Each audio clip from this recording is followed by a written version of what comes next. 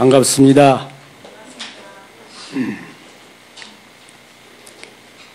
을미년 새해 음력으로는 아직 구정이 안 지났습니다만 어쨌든 1월이라고도 합니다만 정월이라 하지 않습니까? 정월. 그것은 이 첫 달을 바르게 시작해야 그 1년 365일이 바르게 된다고 하는 그런 관념이 있었습니다. 그래서 첫 달은, 나머지 2월, 3월은 다 숫자로 하는데 첫 달 1월을 정월이라고 하는 것은 그 1월을 바르게 시작하고자 하는 그런 우리 선조들의 정신이 있었던 것입니다. 오늘 국학원 국민강좌에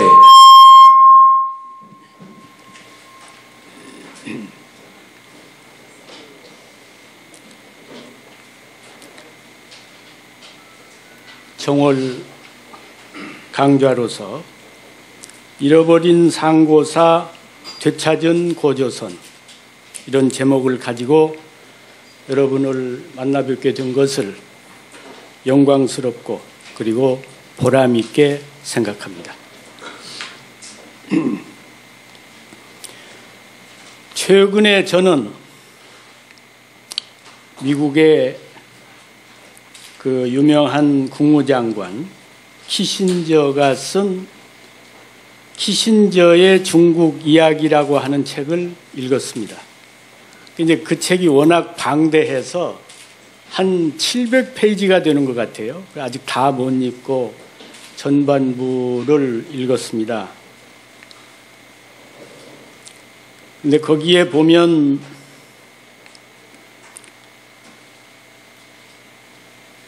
키신저의 중국 이야기인데 한국에 대한 그 이야기가 상당 부분을 차지합니다. 그리고 모택동, 스탈린, 아이젠하워 이런 사람들이 전부 한국 문제를 가지고 골머리를 썩이고 또 이 땅을 욕심을 내고 그런 기록들이 되어 있습니다. 그럼 그때 당시에 이 나라 형편이 어땠느냐? 여러분들이 요새 국제시장이라고 한 그 영화를 보셨겠습니다만 그 당시에 우리나라의 형편이라고 하는 것은 그야말로 나라가 망했다가 광복을 해서 되찾았다고 합니다만 그야말로 가난과 고통과 상처와 시련으로 얼룩진 그런 시기였습니다. 그런 나라였음에도 불구하고 세계의 열강들이 한국에 대해서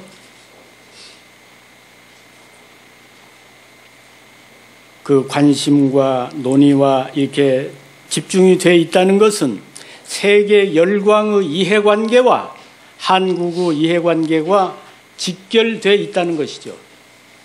그러니까 한국이라고 하는 나라가 비록 이렇게 지금은 좁은 땅덩어리에 지나지 않습니다만 그만큼 지정학적으로 중요한 위치에 있다는 것을 의미합니다. 그러니까 역사적으로 가장 불행했던 때가 우리 5,000년 역사에서 근대사 100년입니다.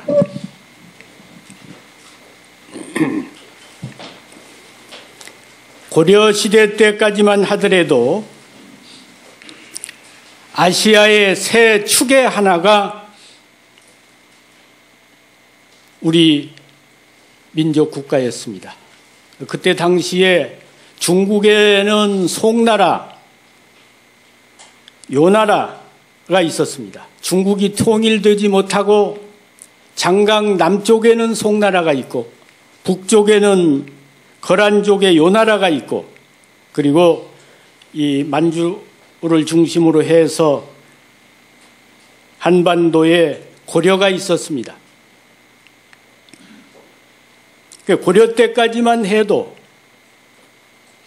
우리는 아시아의 세 축의 하나였다. 그것은 역사의 기록이 증명하는 겁니다. 그래서 고려 태조 왕건은 자기 자신을 짐이라고 했습니다. 짐은 진시황이 천하를 통일한 뒤에 다른 나라 왕들은 짐이라는 용어를 쓰지 말라. 이 천하의 황제인 남한이 짐이라고 한다. 그래서 짐은 황제의 전용 명사입니다. 그런데 고려 태조 왕건은 자신을 짐이라고 했습니다. 고려사에 전부 기록이 나오죠. 고려사의 초기 왕들은 왕건뿐만 아니라 자신을 말할 때 짐이라고 했습니다. 그리고 또 왕이 내리는 문서를 조선조에는 교지 그랬어요. 교지, 교서. 그건 제후가 사용하는 명칭입니다. 황제는 칙서, 조서, 제서 이러는 겁니다. 그런데 고려에서는 왕들이 교서라 하지 않고 조서, 제서, 칙서 그랬습니다. 그리고 고려는 천수라는 연호를 썼지 않습니까? 그러니까 고려 때까지만 해도 우리의 민족과 국가가 중국과 아울러서 천하의 중심의 하나다. 이런 역사의식이 있었습니다. 고려에서 더 올라가면 고구려 때는 아까 고려 때는 요나라가 있어가지고 중국의 송나라와 고려, 요나라 해서 세 축이었는데 고구려 때는 전성기에 그러니까 광개토왕, 장수왕 시기에 중국은 선비족이 들어가서 북위를 세웠지 않습니까? 선비족이 중원에 들어가서 북위를 세웠단 말이죠.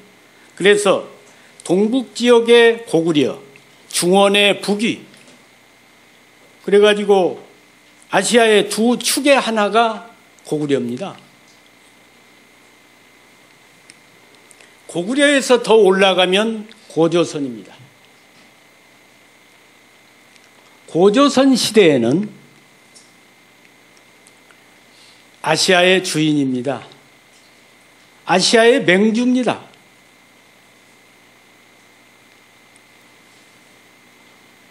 아시아의 역사와 문화를 만든 나라가 고조선입니다.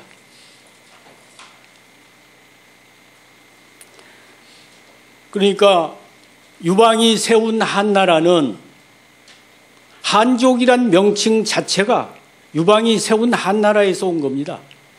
2000년 전에 유방이 세운. 유방이란 사람이 한나라를 세우기 전에는 한족이란 명칭 자체가 없었어요. 우리는 고조선은 4000년 전부터 있던 나라입니다. 고조선족은 4000년 전부터 있었다 이거야. 그러면 2000년을 뒤집는 게 한족 아닙니까? 여러분 역사를 보십시오. 흉노, 거란, 돌궐, 말갈, 여진 무수한 민족들이 명멸했잖아요. 나왔다가 없어지고. 그런 민족들은 다 지금으로부터 2000년 이후입니다. 흉노족은 한나라 때 유방과 싸운 게 흉노족이죠. 돌궐, 당나라하고 싸운 게 돌궐입니다. 그리고 말갈, 여진 다 그 이후입니다. 그러니까 지금으로부터 2000년, 3000년 전으로 올라가면 이 동북에 오직 조선이 있을 뿐이었어요. 그러면 그때의 저 중원의 중심인 황하에는 누가 있었느냐? 한족의 발상지가 소위 말하면 섬서성입니다. 황토 고원을 중심으로 중국의 서쪽 지역에서 발상지로 해서 일어났기 때문에 그들을 화하족이라고 말하는 것이죠. 그런데 그동안은 우리가 황하 문명이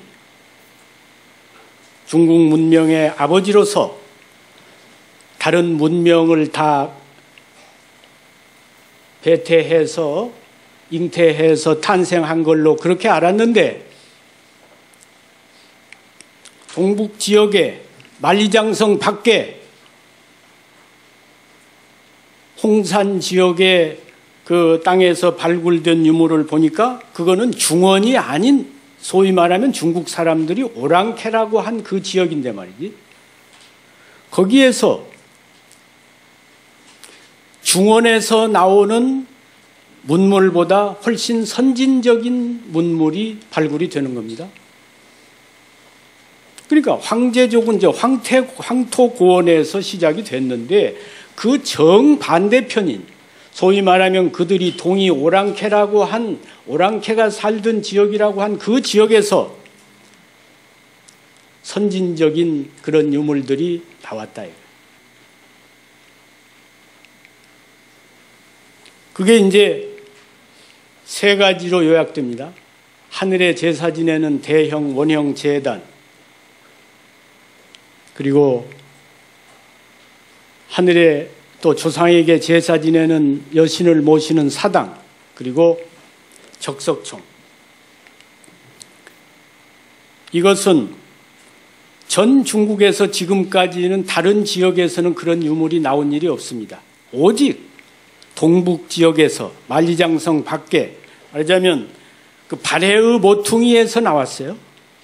내몽고 남쪽, 하북성 동쪽, 요녕성 서쪽, 그것을 중국 역사상에서 요서라고 말합니다. 이 요서에서 그런 유물이 나왔다 이거예요. 그 유물을 보고 중국의 고고학자들이 뭐라고 결론을 지었느냐면 하늘에 제사 지내는 대형 제단, 이거는 한 부족 국가가 있으면 이렇게 큰 제단이 필요하지 않은데 대형 제단이 있다는 것은 여러 부족, 여러 국가가 동시에 와서 하늘에 제사를 지냈기 때문에 이게 이런 대형 제단이 있다. 또 여기에 이런 여신을 모신 사당이 있다. 다른 황하 문명 지역에서는 사당이 안 나타나는데 사당이 있다고 하는 것은 그때 이미 집권 세력이 있어가지고 그 자기 조상을 모시는 그런 것이 제도적으로 돼 있었기 때문에 이런 사당이 있은 것이다. 또 그런 특수한 지배계층이 있었기 때문에 대형 무덤이 있다 이거죠. 이 구조는 북경에 가면 천단이 있습니다. 하늘에 제사 지내는 천단. 황제가 하늘에 제사 지내는 겁니다. 또 태묘. 황제가 자기 신분을 아주 신성화해야 되니까 태묘를 지어서 거기다가 자기 조상을 모시는 겁니다. 그리고 명13능이 북경 주위에 있습니다. 그러니까 적석총은 명13능과 같은 형태고 천단은 대형 제단과 같은 의미고 태묘는 바로 여신무와 같은 의미를 가지고 있다. 그러니까 홍산에서 발굴된 이 유적은 바로 국가 전야의 유적이다. 왜냐하면 이게 이미 그 유물 연대를 측정해 보면 4,500년 전, 5,000년 전의 유적인데 그때에 어떤 국가가 있었다는 기록이 없으니까 이것은 바로 국가가 탄생하기 전의 유물이다. 이렇게 결론을 지었습니다. 그러면 이제 문헌상에 보면 그 지역에 국가가 있었다는 기록이 산해경이란 책에 나옵니다. 산해경에 보면 산해경에 해내경이라고 하는 그 편이 있는데 거기에 동해지 내 동해의 안쪽, 동해라고 하는 것은 중원에서 보면 산동성 쪽이 동쪽입니다. 그래서 산동성을 중심으로 한 그게 동해예요. 지금은 동해, 황해로 나눴지만 옛날에는 황해도 다 동해라고 했습니다. 그리고 북해지우, 북해의 모퉁이. 중국 중원 쪽에서 바라보면 북쪽에 있는 바다는 발해가 유일합니다. 그래서 발해의 다른 이름을 북해라고 했어요. 북해의 모퉁이에 나라가 있으니 유국하니 명활 조선이라 그 이름을 조선이라고 한다. 그러면 북해의 모퉁이에 나라가 있는데 그 이름을 조선이라고 한다. 이 조선은 오늘날 한반도에 있는 고조선이 아니잖아요. 그렇죠? 그러니까 북해의 모퉁이라 그랬지 않습니까? 그럼 모퉁이라고 하는 것은 우리가 이런데 이렇게 이런 데는 모서리라고 하고 모퉁이는 이렇게 좀 움푹한 데를 모퉁이라고 그러잖아요. 그럼 발해를 두고 볼 때 모퉁이가 세 군데가 있는데 요동만이 있고 발해만이 있고 내주만이 있고 산동성 쪽에 내주만이 있고 이제 하북성 동쪽에 내주만이 있고 연영성 쪽에 요동만이 있습니다. 그런데 발해의 모퉁이 요서 이 지역이 바로 산해경에서 말하는 발해의 모퉁이가 산동성 동쪽 그 요서입니다. 요서에서 아까 건국을 상징하는 유물이 나왔는데 그 요서에 나라가 있으니 그 이름을 조선이라고 한다. 산해경에 나왔다 이 말이에요. 산해경이라고 한 책은 지금으로부터 2000년 전에 발견된 책입니다. 황실도서를 유향이라고 한 학자가 정리하다 보니까 산해경이 나왔다 이 말이에요. 그런데 그때 당시에 이미 문자가 아주 상고시대의 문자로 기록이 되어가지고 당시의 학자들이 그 내용을 이해를 못하는 거예요. 그러니까 2000년 전에 한나라 시대 학자들이 거기다 주석을 냈단 말이에요. 유향이 주석을 내면서 이 책은 지금으로부터 2000년 전에 운임금이 한나라의 임금인 운임금이 치산치수할 때 백익이라고 하는 사람이 같이 다니면서 운임금은 치산치수를 하고 백익은 그걸 기록해서 남긴 것이 산해경이다 그랬어요. 그러면 지금으로부터 4000년 전의 기록이 산해경인 겁니다.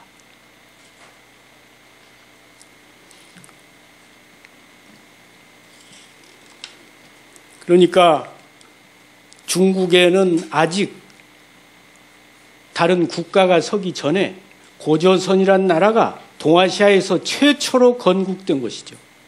그것은 유물과 고고학적인 면과 문헌적으로 두 가지가 다 증명이 되는 겁니다. 지금 고조선의 실체는.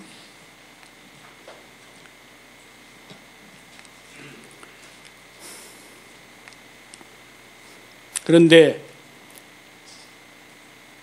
한 가정도 마찬가지입니다만 국가도 흥망성쇠가 있는 거 아닙니까? 조선조 500년 내에 국운이 기울기 시작했습니다. 이씨 조선 때부터. 그래가지고 고려 때까지만 해도 우리가 천하의 주인이라고 하는 그런 역사의식, 민족의식이 있었는데 이씨 조선에 들어오면서 명나라의 사대주의를 하면서 우리가 그런 중화의 주인이라고 하는 그런 정신을 다 버리고 소중화로 만족을 했어요. 저기는 대중하고 우리는 소중하다. 그래가지고 임금이나 재상이나 이런 지금 여러분들도 가끔 보실 겁니다. 유명한 사람 조선조에서 높은 벼슬 한 사람 묘소에 가보면 조선국 영의정이 아니라 유명 조선국 영의정 아무개 묘소 이렇게 쓰여 있습니다. 명나라를 업어야 영광스러운 걸로 생각을 했다 이 말이야. 그러니까 정신적으로 죽어가기 시작한 나라가 우리 근대 조선입니다. 그런 이게 왜 이렇게 어두워요? 불을 일부러 껐나? 그러니까 어떻게 보면 내가 천하의 주인이라고 하는 그런 당당한 정신이 아닌 의타주의, 남에게 의지해서 존재하고 패배주의, 그 결과가 결국에는 망국으로 이어진 겁니다. 그래서 우리 5,000년 역사상에 나라가 망해서 주권이 다른 민족에게 넘어간 것은 일제 35년이 유일합니다. 원나라의 몽고족이 말이죠. 그때 당시에 중국뿐만 아니라 저 서양까지 지배한 얼마나 강대한 나라였습니까? 그런데도 우리 고려는 직접 지배를 못했잖아요. 주권을 뺏지는 못했습니다. 우리 역사상에서 주권을 빼앗긴 것은 일제 35년이 유일합니다. 그 왜 그랬느냐? 역사의식이 없고 철학이 없고 그게 그래서 정신이 그만큼 중요한 겁니다. 그래서 결국에는 나라가 망했고 우리가 일제강점기 35년 동안 조난을 당한 겁니다. 조난을 당하게 되면 어떻게 됩니까? 완전히 파산이 돼가지고 풍지박산하는 거 아닙니까? 가족은 다 이산 가족이 되고 이때 우리의 국가와 민족과 역사를 다 잃어버렸습니다. 국가와 민족과 역사, 이거 삼위일체입니다. 그런데 35년 만에 나라를 되찾았습니다.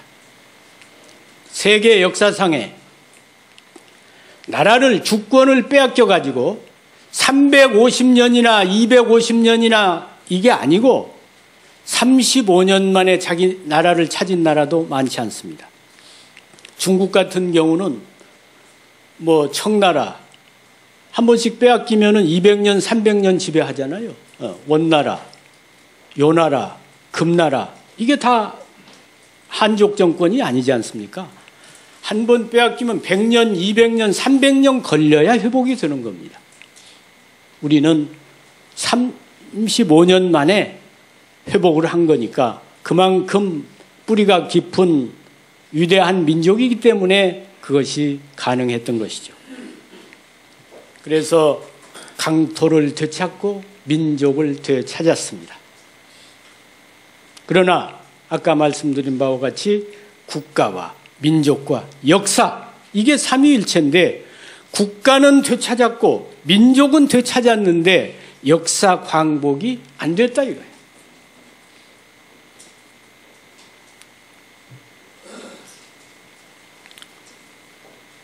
왜 안 됐느냐? 일본 사람들이 우리나라를 통치하면서 국가 민족 역사가 삼위일체니까 강토를 유린하고 민족을 짓밟고 그 다음에 역사를 왜곡했단 말이에요. 그 역사를 어떻게 왜곡했느냐? 우리 역사의 뿌리가 고조선입니다. 우리 역사에서 가장 찬란한 역사가 고조선입니다. 가장 위대한 역사가 고조선입니다. 이 고조선을 말살시키면 한국사가 말살되는 겁니다. 이 고조선을 없애면 한국사가 없어지는 겁니다. 그래서 고조선을 철저하게 없앤 겁니다. 고조선을 없애지 않았습니까? 단군조선 1000년 이것은 신화고 실제 역사가 아니다. 그래서 그 사람들이 없애버렸죠. 기자조선 이건 기자란 사람이 저 하남성의 은나라 왕족인데 대동강유역에 있는 평양까지 어떻게 오느냐? 불가능한 일이다. 기자조선은 없었다. 허구다. 기자조선 1000년을 부정했습니다. 그러니까 고조선, 단군조선, 기자조선이 없어지니까 남는 건 유만조선이 남지 않습니까? 유만은 연나라 사람이 유만이요 이게. 한족이란 말이죠. 고조선이라고 할 수도 없는 거죠. 고조선을 없앴다 이 말입니다. 그래서 우리 역사의 뿌리를 단절시킨 거죠. 물론 뭐 만년, 7만 년은 그만두고 우리가 문헌상으로 증명할 수 있는 고조선 이것을 뿌리를 잘라서 2300년으로 내려놓은 겁니다. 고조선을 없애버리면 2300년밖에 안 남잖아요. 일본 역사는 2600년인데 우리가 더 짧아지는 거죠. 그 다음에 대동강 낭낭설이라고 한 그런 기묘한 학설을 거기 뭐 유물을 발굴했다고 하면서 말이죠. 대동강 낭낭설. 한 사군을 한 무제가 설치했는데 그 한 사군이 설치된 그 지역이 대동강을 중심으로 해서 압록강 유역 이 지역에 있었다. 한 무제가 공격한 지역이 고조선이란 말이죠. 고조선을 침략해가지고 거기다 한 사군을 설치했다 이 말이야. 그러면 낙랑군이 대동강 유역에 있었다면 고조선이 당연히 대동강과 압록강 유역에 있었을 거 아니겠습니까? 한 사군을 거기에다 설치했다면. 그러니까 대동강 유역에 낙랑이 있었다. 그 뭘로 증명하느냐? 땅을 파니까 유물이 나왔다. 그 유물을 누가 파냈습니까? 우리는 그때만 해도 우리나라에는 고고학자가 하나도 없었어요. 일본의 고고학자들이 전부 묻었다가 다 캐낸 겁니다. 그게. 고고학이라고 하는 것은 말이죠. 서구에서 출발했는데 유럽에서 19세기에 출발했습니다. 근데 고고학의 역사는 200년이 넘지 않습니다. 서양에서도. 동양에서는 중국에서는 20세기 30년대에 비로소 고고학이 들어오기 시작합니다. 우리나라도 마찬가지입니다. 그러니까 고고학 역사가 100년이 안 되는 겁니다. 그러니까 원래 역사학의 근본이 역사학의 주체가 고고학이 아니고 고고학이라고 하는 것은 문헌학을 뒷받침하기 위해서 보조학문으로 나온 게 고고학이야. 그러니까 문헌이 여기 지금 대동강 유역의 유물이 나왔으니까 문헌에 다른 지역에 낙랑이 있었다고 하더라도 대동강 유역에 낙랑이 있었다는 기록이 아니라면 잘못됐다 이게 아니고 유물이 나오면 문헌을 가지고 맞추는 게 아니고 문헌이 있으면 그것을 뒷받침하기 위해서 고고학이 있는 거란 말이죠. 그런데 한국 사학은 지금 거꾸로 되어 있습니다. 역사 이야기하면 고고학 이야기한단 말이지.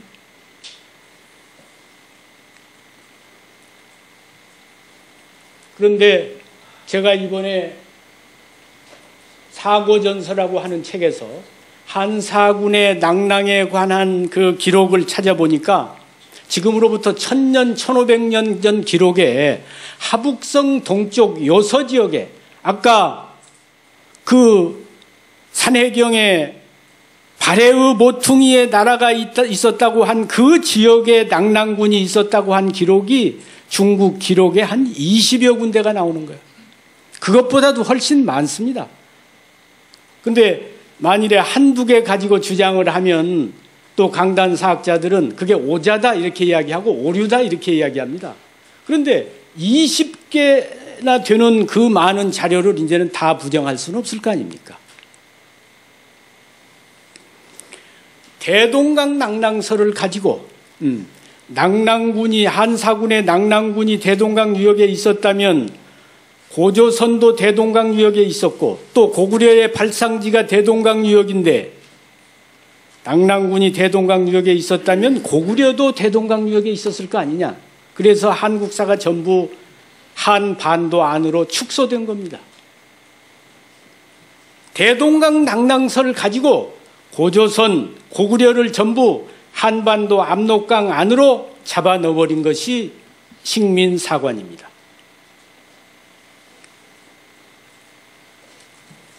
그리고 아까도 이야기했습니다만 그 가난하고 형편없는 그 나라 하나를 놓고 모택동, 스탈린, 아이젠하워가 그 서로 양보하지 않고 그렇게 했던 걸 보면 이 나라가 지정학적으로 얼마나 중요한 위치에 있는 겁니까? 그런데 일본 사람들은 이게 지정학적으로 볼 때 안으로 대륙에 가로막히고 밖으로 해양에 가로막혀서 이거 운명적으로 정체될 수밖에 없다. 그래서 정체성론을 주장했잖아요. 당신들은 타율성론, 처음부터 한족에 의해서 지배를 받고 또 지정학적으로 정체될 수밖에 없는 그런 운명을 안고 있는 열등민족이다. 이렇게 왜곡을 한 겁니다. 그래서 우리 역사를 단절시키고 우리 역사를 영토를 압록강 안으로 축소시키고 또 열등민족으로 왜곡시킨 것, 이것이 식민사관의 핵심입니다.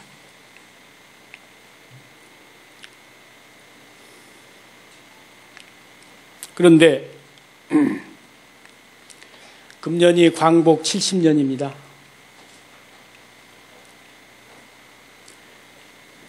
광복 68년 동안 우리는 일본이 없애버린 고조선, 일본이 조작한 대동강 낭랑설, 그 설을 학계의 정설로 교과서에서 가르쳐 왔습니다.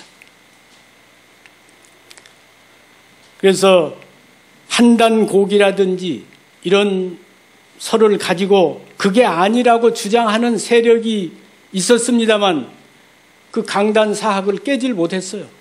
그걸 위선이 뭐니 근거가 있느니 없느니 인정을 하지 않았다 이 말이에요. 그래서 여전히 근 70년 가까이를 일본의 그 축소, 왜곡, 단절의 그 식민사관이 교과서에서 가르쳐졌고 우리가 지금까지 배워왔고 현재도 우리 어린 학생들이 배우고 있습니다. 그런데 제가 작년에 광복 69년에 3가지 책을 냈습니다. 물론 작년 1년에 3가지 책을 냈습니다만 그 3가지 책을 69년에 내기 위해서 광복 69년에 내기 위해서 20년 전부터 준비를 한 것입니다.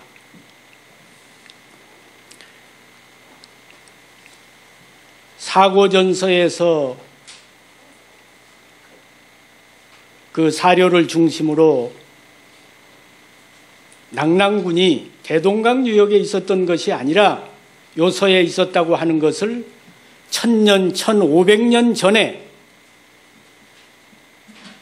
한족, 여진족, 선비족 이런 사람들의 기록을 가지고 증명을 했습니다.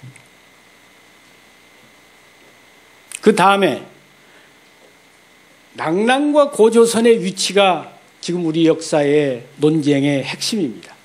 고조선이 낭랑군이 대동강 유역에 있었으면 고조선의 평양도 대동강 유역에 있었다. 그래서 제가 다시 낸 책이 두 번째 낸 책이 잃어버린 상고사 되찾은 고조선. 우리의 상고사는 우리가 아시아의 역사를 열었던 그런 위대한 나라이기 때문에 만년 역사, 7만년 역사 틀린 이야기가 아닙니다. 올라가면 다 그렇게 되지요. 그러니까 상고사는 거기까지 포함이 되는 겁니다. 그리고 아래로 고조선, 삼한까지를 우리가 상고사라 그래요. 지금 뭐 단국시대, 배달국시대, 환국시대는 앞으로 더 찾을 수 있습니다. 상고사를 잃어버렸는데 잃어버린 상고사 중에서 고조선은 되찾았습니다. 고조선은 사고전서 사료를 통해서 확실하게 되찾았습니다. 어떻게 되찾았느냐? 가령 1000년 전 송나라는 한족 정권입니다. 고려 당시에 있었던 송나라 국가에서 편찬한 무경총요라고 하는 책이 있는데 거기에 북경 지역을 지리를 설명하면서 북경, 그때는 연경이라고 그랬어요.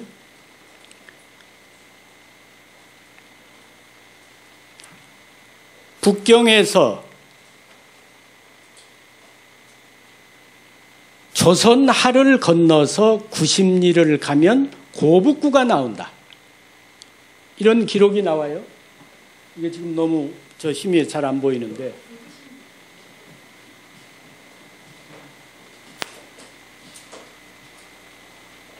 여기 고북구라고 있죠? 고북구. 네? 이게 지금 북경시 아닙니까? 이게 지금 현재 조하입니다. 북경에서 조선하를 건너서 90리를 가면 고북구가 나온다 그랬는데 북경시와 고북구 사이에 있는 강은 조하가 유일합니다. 다른 강은 없어요. 그러니까 송나라 때까지만 해도 조하가 조선하로 불렸던 겁니다. 저 사람들이 무엇 때문에 1000년 전에는 이씨 조선이 아직 없을 때입니다. 조선하를 저기다 가져다 놓았겠습니까? 대동강 유역에 조선이 있었다면 조선하가 청천강을 조선하라고 하든가 압록강을 조선하라고 하든가 그래야 되는데 왜 북경 북쪽에 조선하가 있느냐 이 말이야. 고조선이 여기에 없었다면 이것은 있을 수가 없는 일 아닙니까? 또 만일에 우리가 한단고기에서 그렇게 이야기했다고 하면 우리 조상들이 고조선의 강역을 넓히기 위해서 그렇게 했다고 합시다. 한족이 지금 저 중국인의 조상이 쓴 기록에 북경 북쪽에 조선하가 있었다 이 말이야. 지금은 조선하라는 이름은 없고 조하로 되어 있습니다. 그리고 여기가 지금 이제 산해관이 있고 진왕도시 노령현입니다. 이게 북경 동쪽이죠. 이게 하북성 쪽입니다. 여기 노령현에 조선 성이 있었다고 한 기록이 태평환욱기라고 하는 역시 1000여 년 전의 기록에 조선성에 대한 이야기가 나옵니다. 성이라고 하는 것은 옛날에 이 서울을 한성이라 했지 않습니까? 성이란 말은 그 수도를 가리켜서 성이라고 하는 겁니다. 그리고 또 지금으로부터 1500년 전 위진 남북조 시대, 그 시대에는 선비족이 강성해서 중원을 지배할 시대입니다. 선비족의 발상지는 중원이 아니고 고구려와 함께 동북에서 있다가 중원이 혼란하니까 선비족이 중원에 들어가서 중원을 지배했어요. 역사상에 선비족이 등장한 것은 삼국시대입니다. 그런데 그 선비족의 귀족인 모용은이라는 사람이 있는데 그 사람의 비문이 발견이 됐어요. 그 비문이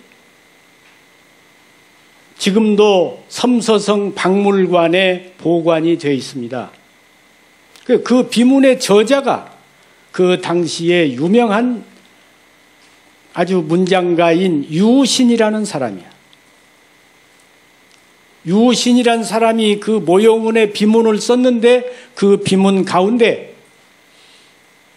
비문이라고 하는 것은 글을 쓰는 체제가 그렇습니다. 묘비명이라 그래. 그래서 비문을 쓸 때 앞에 서론을 쓰고 그 다음에 명문을 씁니다. 명문은 이제 요약하는 거예요. 네 글자씩 해서. 명문의 첫 마디가 그거예요. 조선 건국 고죽위군이라. 1500년 전 모용은의 비문에 왜 조선 건국이 나오냐 이거야. 어? 이건 정말 놀랄 일 아닙니까?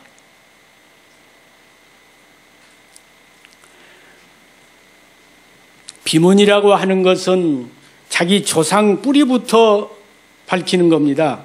그렇기 때문에 선비족이 이 지역을 지배한 것은 삼국시대고 그 이전으로 올라가면 고죽국이 임금을 했고 백이숙제의 나라가 고죽국입니다. 백이숙제는 수양산에서 고사리를 캐먹다가 죽었다는 그 고죽국이 바로 노룡현에 있었어요. 지금도 가면 백이숙제 유적이 다 있습니다. 뭐 우물도 있고 사당도 있고 고사리 캐먹던 수양산도 있고 다 있어요. 고죽국 이전에 조선이 거기에서 건국을 했었다 이 말이에요. 그래서 조선 건국이요 고죽위군이라. 모용은 비문의 첫 마디가 그겁니다.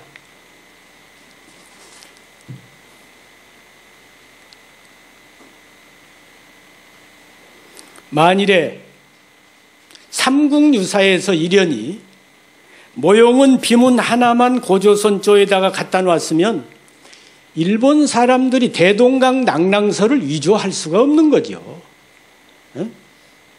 고조선이 거기 있었다고 이렇게 위조할 수가 없는 거예요.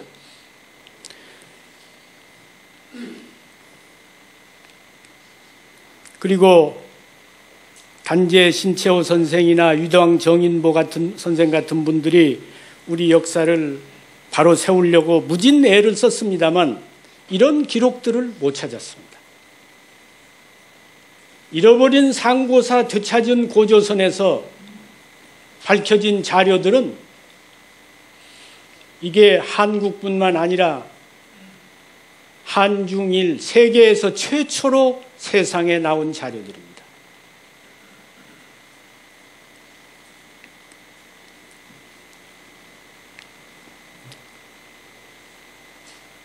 그러면 오늘날 제가 어떻게 해서 일련이나 단재 신채호나 유당 정인보가 찾지 못한 이런 자료를 가지고 고조선을 되찾을 수 있었느냐? 사고전서 덕분입니다.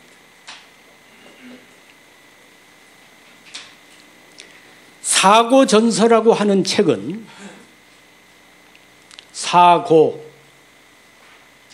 넉사, 서고고, 서고를 네 군데다 만들어서 정리했기 때문에 그걸 사고라 그래요. 그러니까 경사자집, 경학 관련 서적, 또 역사 관련 서적, 또 제자백과 관련 서적, 그리고 문집, 서고를 4개를 만들어 놓고 4가지로 분류해서 중국의 청나라 이전의 모든 역사상의 문헌을 정리해서 약 8만 권으로 정리한 책이 사고전서입니다. 청나라 여진족 걸륭 황제가 이 사고전서를 만들었어요. 그래서 중국 북경의 만리장성,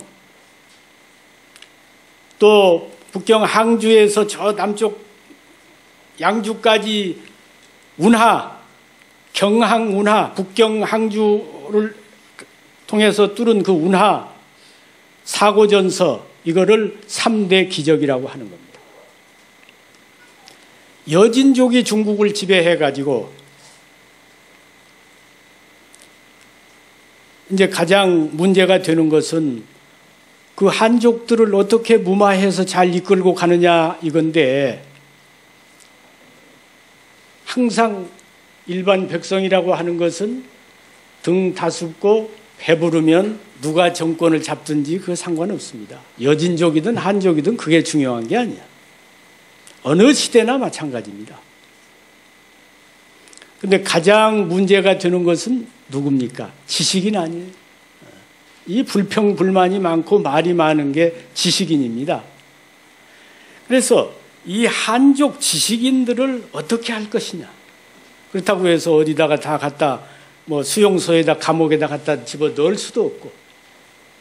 그래서 궁리한 게 항주가 여러분 가보신 분 알지만 얼마나 좋습니까? 환경이. 그 좋은 환경에다가 집을 궁궐처럼 잘 지어가지고 전국의 유명한 한족 학자들을 1000명을 선발한 겁니다. 그래가지고 10년 동안 거기서 최고로 대우하면서 중국의 역사상에 있는 모든 문헌을 정리해라. 그렇게 해서 학자 1000명을 동원해서 10년 동안 작업해가지고 나온 것이 사고전서입니다. 그러니까 역사를 하는 사람이 사고전서가 나오기 전에는 그 역사 자료를 찾기 위해서 한 권 한 권 찾아다녀야 되잖아요. 여기 역사 자료가 저 상고시대부터 청나라 때까지 집대성이 되어 있는 겁니다.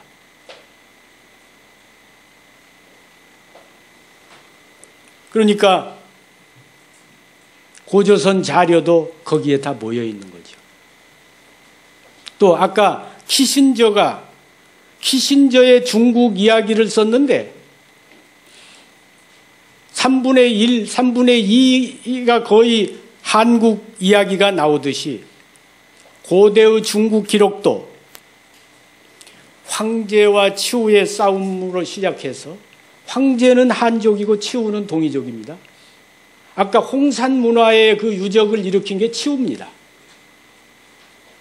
치우를 계승해서 국가를 건국한 게 고조선입니다. 중국 역사를 보면 사마천 사기가 황제 본기로부터 시작하는데 황제 이야기를 하면 치우를 빼놓을 수가 없어요. 그러니까 치우 이야기가 절반인 겁니다. 그러니까 중국 역사 안에 우리 고조선의 역사가, 동이의 역사가 엄청난 양이 있는 겁니다. 그래서 제가 사고전서 안에서 이련 스님이나 유당 정인보 선생이나 단재 신채호 선생도 보지 못했던 자료를 뽑아가지고 1000년, 1500년 전에 고조선이 저 요서에서 대륙을 지배한 동아시아의 첫 제국이었다고 하는 것을 증명한 겁니다.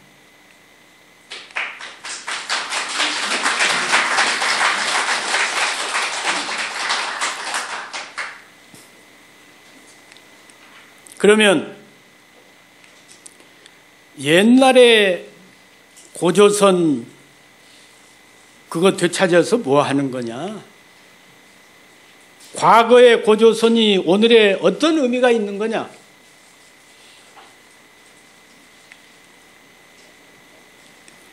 진시황은 천하를 통일해서 자손 대대로 진시황조를 만들기 위해서 만리장성을 쌓습니다. 그런데 그 돌로 쌓은 만리장성이 진나라를 지켜주었습니까? 아들 2세에 망했잖아. 아들 때 망했단 말이야. 왜 그랬습니까?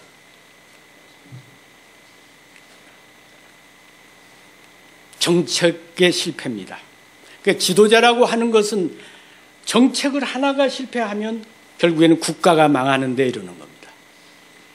그때 당시에 진시황이 천하를 통일해가지고 이제 그걸 잘 지켜나가기 위해서 여러 도가 높다는 사람, 온갖 그런 훌륭한 사람들을 많이 만났는데 그때 이제 어느 도사가 하나 찾아와가지고 어디 그 숨겨진 비서, 우리나라에도 정감록 같은 게 있잖아요.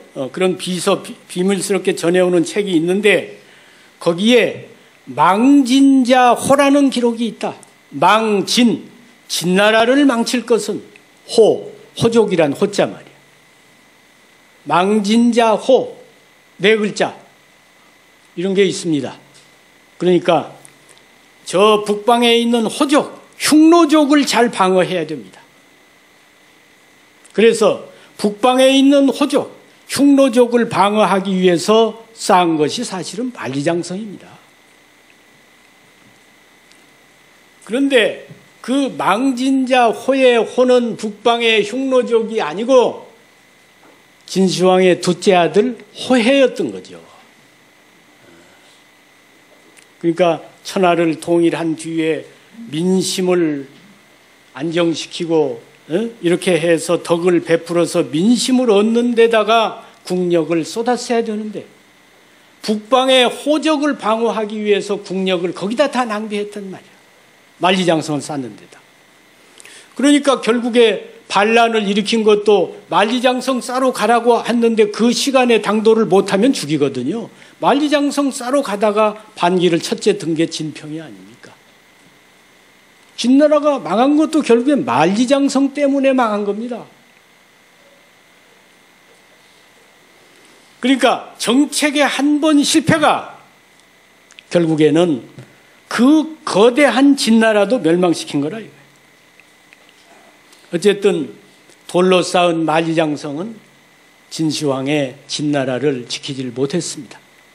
그러나 저는 지금 이 사고전서로 쌓은 만리장성 앞으로 자손 만대로 우리 고조선 민족을 지키리라고 믿습니다.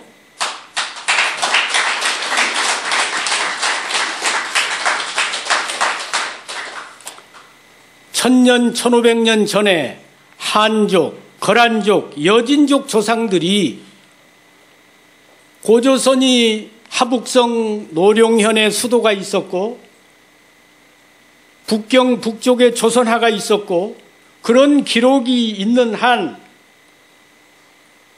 중국이 일시적으로 힘이 강해서 우리의 역사를 침략하고 강토를 침략하고 민족을 침략할 수는 있지만 그것은 일시적일 뿐이지 우리의 역사를 영원히 빼앗을 수는 없을 것입니다. 가령 100년 뒤에 우리가 남북 통일이 돼서 강대국이 되고 중국은 분열이 돼서 약소국이 되는 날이 있다면 이 책은 우리가 중국의 연고권을 주장할 수 있는 근거가 됩니다.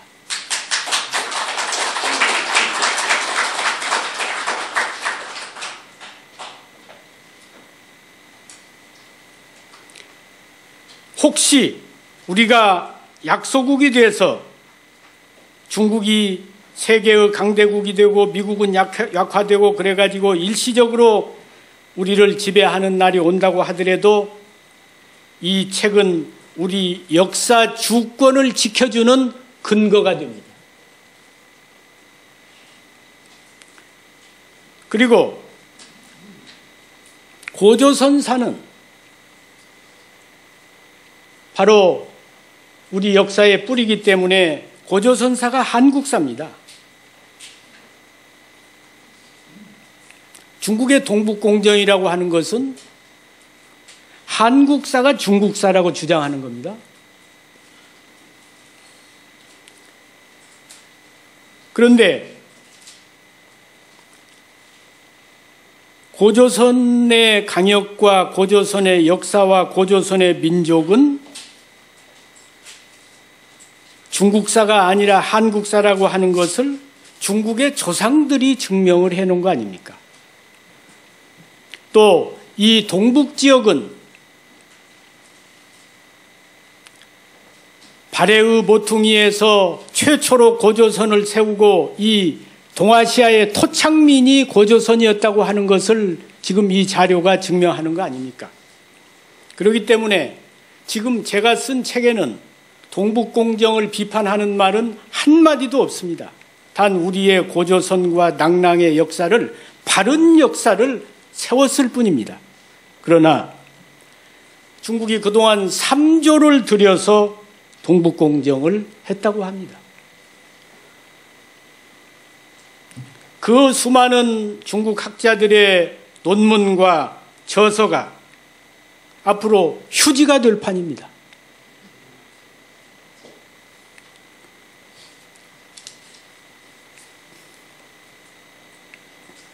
그렇기 때문에 이 오늘날 되찾은 고조선은 과거의 고조선으로 끝나는 게 아니고 미래의 고조선을 위해서 있는 겁니다.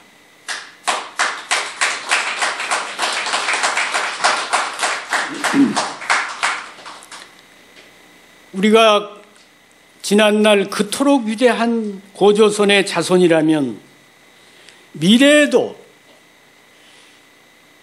그런 고조선과 같은 나라를 한 번쯤 또 꿈꾸어봐야 되는 거 아닙니까?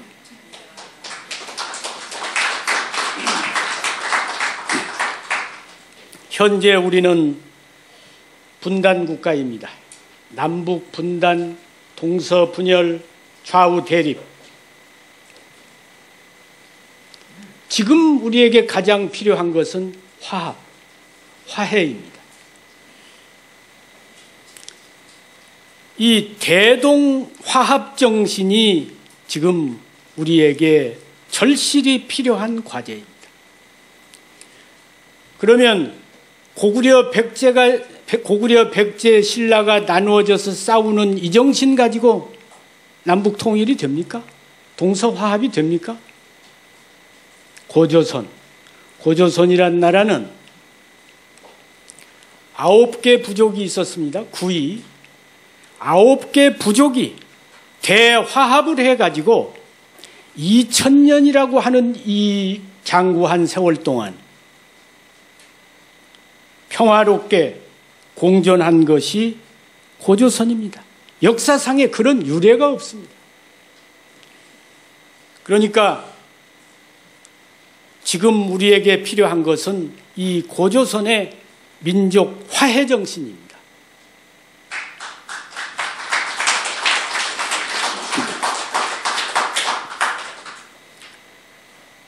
현재 우리는 한반도라고 하는 이 좁은 변방에 살고 있습니다. 그리고 교과서에서는 우리는 한 번도 대륙을 지배해 본 적이 없는 그런 민족으로 가르치고 있습니다. 발해의 모퉁이에서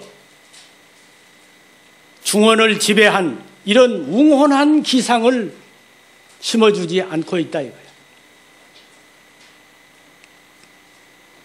그러나 발해의 모퉁이 요소라고 하는 것은 이것은 중국에서도 아주 큰 중원 대륙 땅덩어리에서도 가장 핵심 지역입니다.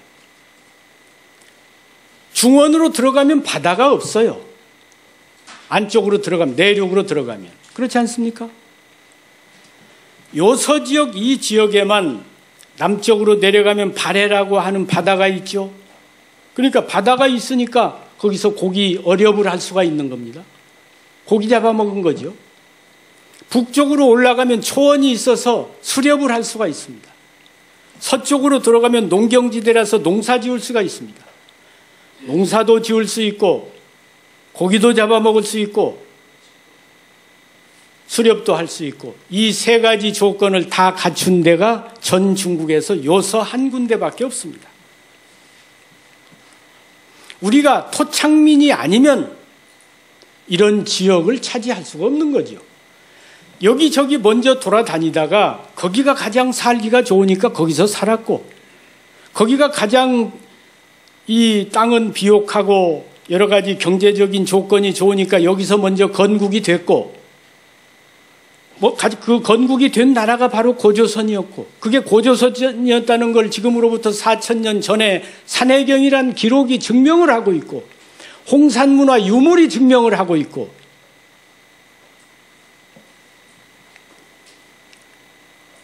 이 반도 국가를 넘어서 우리가 대륙으로 나아가는 그런 기상을 살려야 하는데 그러려면 고조선 정신으로 돌아가야 된다 이 말이에요.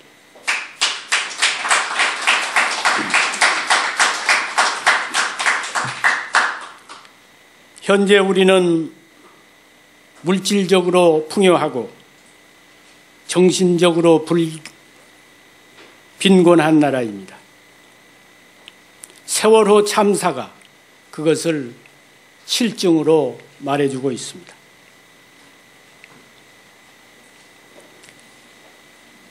고조선의 사상은 뭡니까? 홍익인간 정신 아닙니까? 홍익인간. 널리 인간을 이롭게 한다. 다른 사상은 널리 인간을 사랑하라 그랬습니다. 부처님의 자비나 기독교의 박애나 공자의 인이나 이건 널리 사랑하라는 얘기입니다. 표현만 다를 뿐이지. 그런데 우리 고조선의 건국 이념은 널리 인간을 사랑하라가 아니라 이롭게 하랍니다.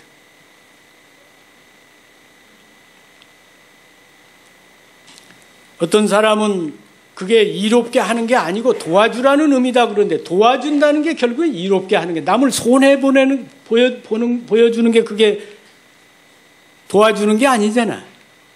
이로운 게 나쁜 게 아닙니다.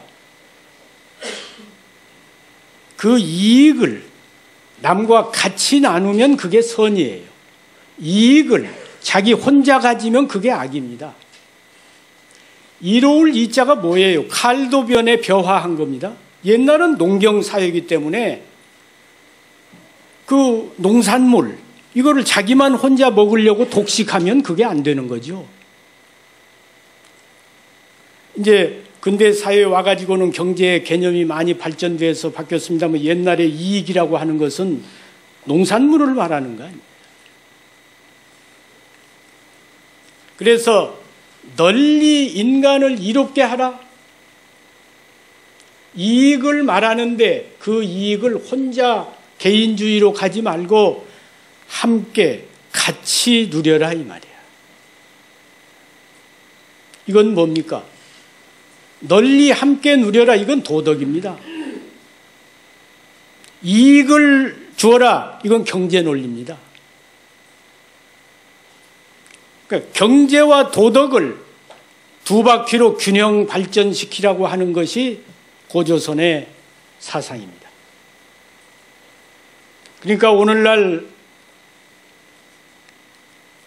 우리가 근대화하는 과정에서 경제적으로 세계가 부러워하는 나라가 됐습니다. 세계 10대 무역국가가 됐습니다. 그러나 상대적으로 이혼율 세계 최고, 자살률 세계 최고, 행복 지수가 너무 낮습니다. 부끄러울 정도입니다. 이거 극복해야 됩니다. 방법론 다른 거 아닙니다. 고조선의 홍익인간 정신으로 돌아가면 됩니다.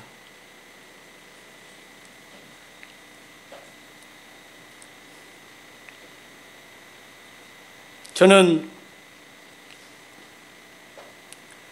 우리가 한강의 기적, 그게 우연이 아니라고 봅니다. 동아시아의 역사 문화를 만들어서 대륙을 지배했던 그런 피가 아니면 지금 2차 대전 이후에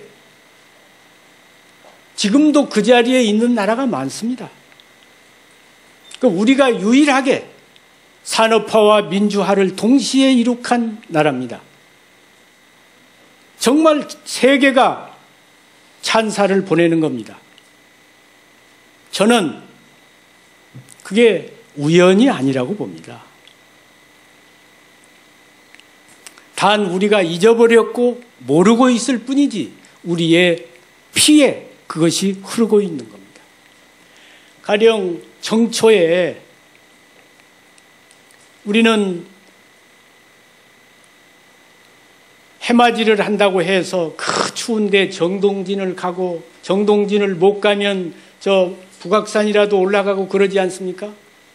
그것은 바로 우리 민족이 태양을 숭배한 그것이 DNA가 있어서 누가 시키는 것도 아닌데 그렇게 하는 겁니다.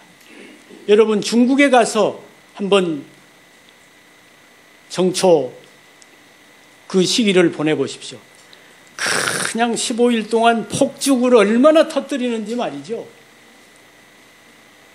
그 요란스러운 귀신을 잡귀를 쫓아낸다고 해서 폭죽을 터뜨릴 뿐이지 누가 뭐 산에 올라가서 태양을 보고 한 해 그 행복을 빈다든지 자기 가족의 안녕을 빈다든지 그런 풍습은 볼 수가 없습니다.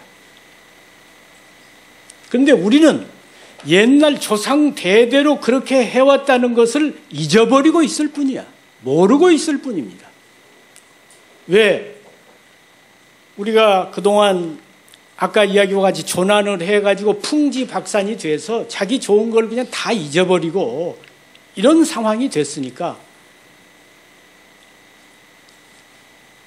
근대화를 하면서 자기 계승할 것은 계승하고 버릴 것은 버리고 이래야 되는데 우리 것은 뭐 분별 없이 다 버리고 받아들일 때도 분별 없이 받아들이고 이렇게 해가지고 오늘날 우리가 물질적으로 경제적으로 대국이 되고 강국이 됐습니다만 정신적으로 허약하고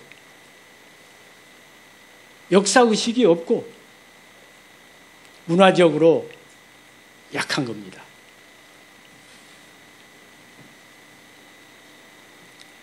그래서 저는 우리가 여기서 안주하지 말고 미래의 고조선을 위해서 우리 다 함께 나아갈 것을 희망합니다.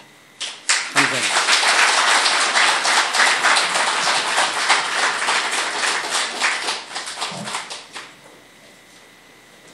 근데 시간이 지금 어떻게 됐습니까? 아직 많이 남았습니다. 그래요? 그럼 이제 질문 받겠습니다. 예, 그럼 지금부터 질의응답 시간을 갖도록 하겠습니다. 질문 있으신 분은 손을 들고 질문을 해주시면 감사하겠습니다. 교수님, 예, 지정하시죠. 질문하시죠.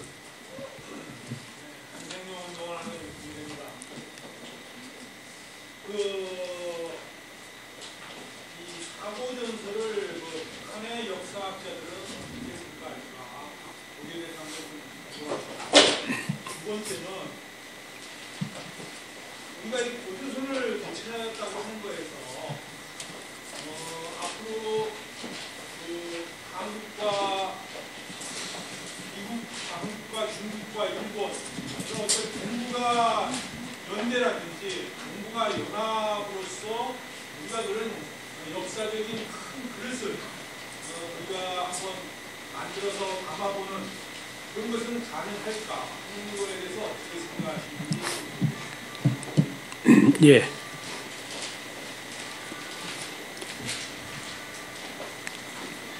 아마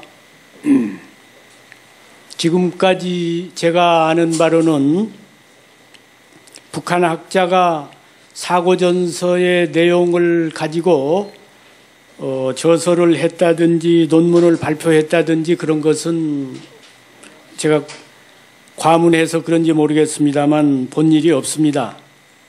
그렇기 때문에 아마 북한에서도 사고전서가 연구되지 않았다고 봅니다. 그래서 제 책이 나온 다음에 그렇지 않아도 북한 쪽에도 이 책을 좀 보내고 싶다고 해서 5권씩 달라고 그렇게 해서 보냈는데 전달이 됐는지는 모르겠습니다. 예.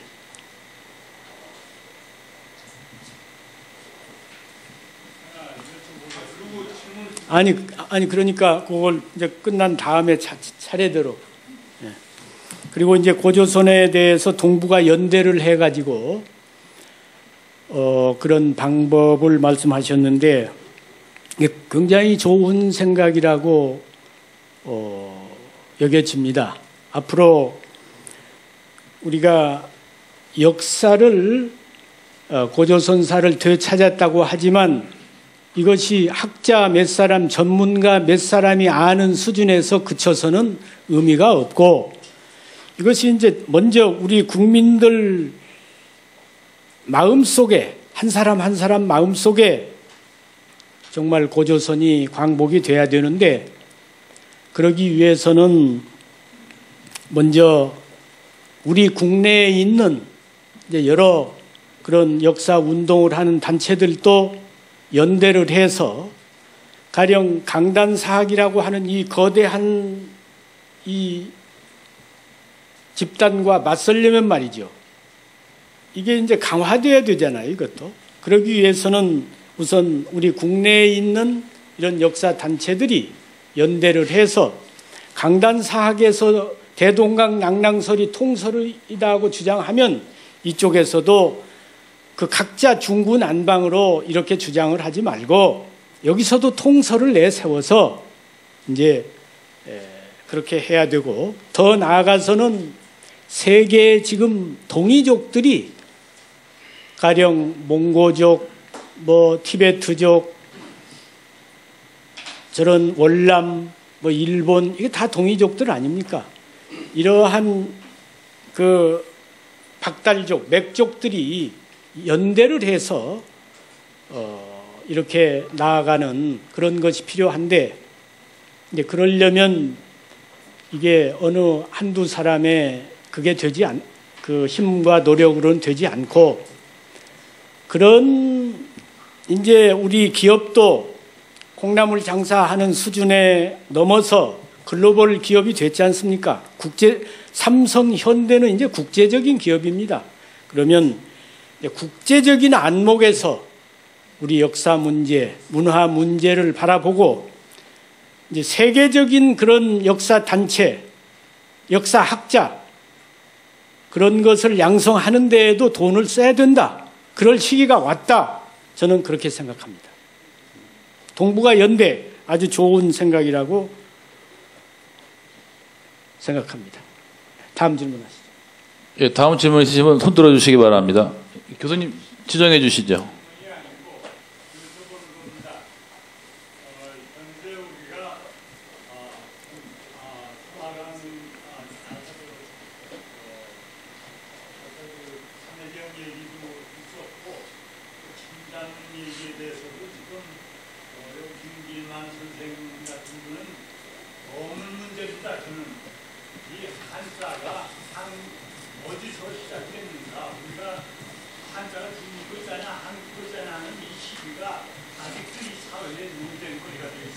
네.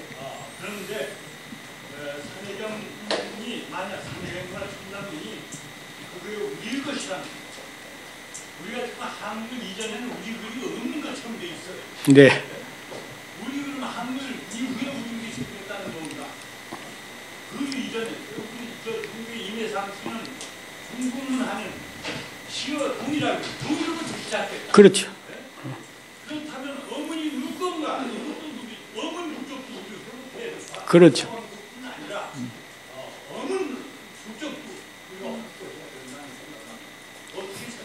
예. 모든 문명이 발생과 발전이 다릅니다. 만드는 사람이 있고, 처음에 만든 사람이 있고, 그것을 바탕으로 해서 더 발전시키는 사람이 있습니다.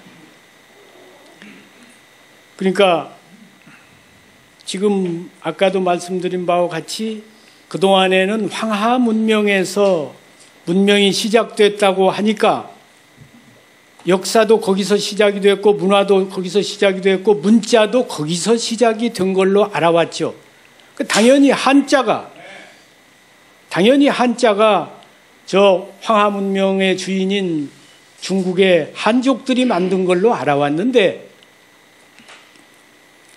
사실은 동아시아의 문명이 중원이 아닌 동이족의 땅에서, 동북지방에서, 고조선 지역에서 시작이 됐다. 이렇게 본다면 문자도 당연히 여기서 시작을 했다. 여기서 먼저 만들었다. 여기서 발생했다 그렇게 봐야죠. 그러나 오늘날 지금 쓰고 있는 한자가 전부 우리가 만든 거니까 우리 글자다. 이것은 또 어폐가 있는 겁니다. 왜?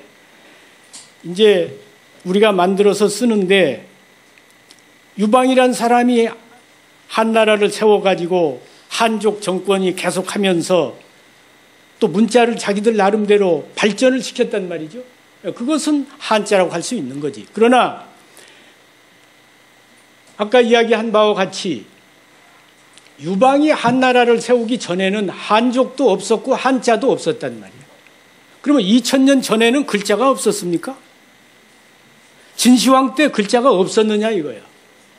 진시황 때 이사가 쓴 비문도 지금 전해오고 뭐 그때 뭐 공자가 춘추시대 사람인데 춘추시대에 쓴 춘추도 있고 전국책도 있고 한나라가 생기기 이전에 쓴 문장들이 많잖아요. 시경, 서경, 주역, 춘추, 예기 이런 건 다 유방이 한나라를 세우기 이전에 한자 이전에 있는 기록들 아닙니까? 그럼 그게 어떻게 한자라고 할 수 있습니까? 유방이 한나라를 세우기 이전에 있는 글자가 어떻게 한자냐 이 말이야. 한나라가 생기기도 전인데 그렇잖아요. 그러면 진나라 때 쓴 건 진짜지. 진나라 때 진시황 때니까 진나라 글자지 그게 한자가 아니잖아요. 그렇죠? 은나라 때 갑골문은 은자지 그게 왜 한자냐 이거야. 한나라 나라도 없었는데. 그러니까 그러면은 진나라, 은나라, 갑골문 이전으로 쭉 올라가면 최초의 문자가 어디서 생겼느냐? 이것은 중국 학자들도 다 인정하는 겁니다. 최초의 문자가 동이 지역에서 생겼어요. 그러니까 한자를 최초에 만든 민족은 우리 고조선이고 그것이 나중에 한나라가 이제 유방이 한나라를 세운 뒤에 그 사람들이 이제 그걸 또 발전시켜서 그걸 이제 자기들이 가져간 거죠. 그러니까 우리가 주인의식을 갖고 그럴 필요가 있습니다. 그러니까 이게 중국 글자니까 안 배운다. 이건 정말 잘못된 겁니다.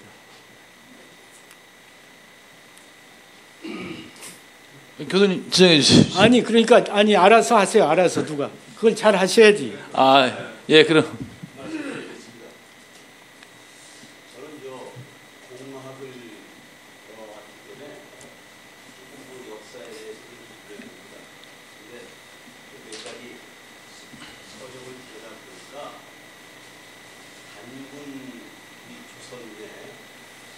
연대가 상당히 여러 군데 서로 모호하게 나왔는데 교수님 강의 중에서 낭랑 문화를 찾아내므로 해서 우리 공조선 즉 다시 말해서 단군 조선을 찾아내신 건데 연대에 대한 거는 그걸로 정립시킬 수 있습니까? 이 시점에서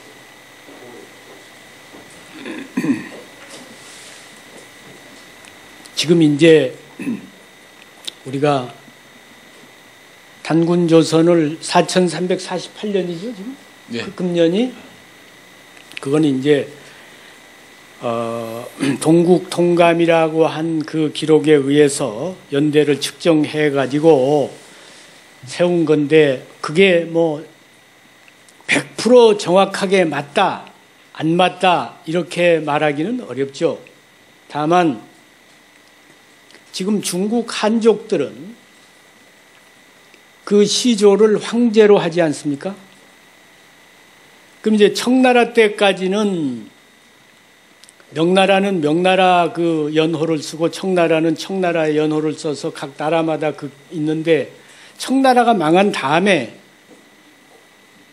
기원을 중국 정부에서 선문이 어떻게 학자들 모아놓고 정했느냐면 황제 시대 지금 선문이 중화민국을 건국하면서 황제까지를 4600년으로 잡았습니다. 4600년. 그러니까 이제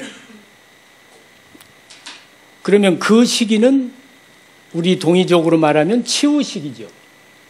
4600년이. 그리고 더 올라가면 복치는 한 4800년으로 봅니다.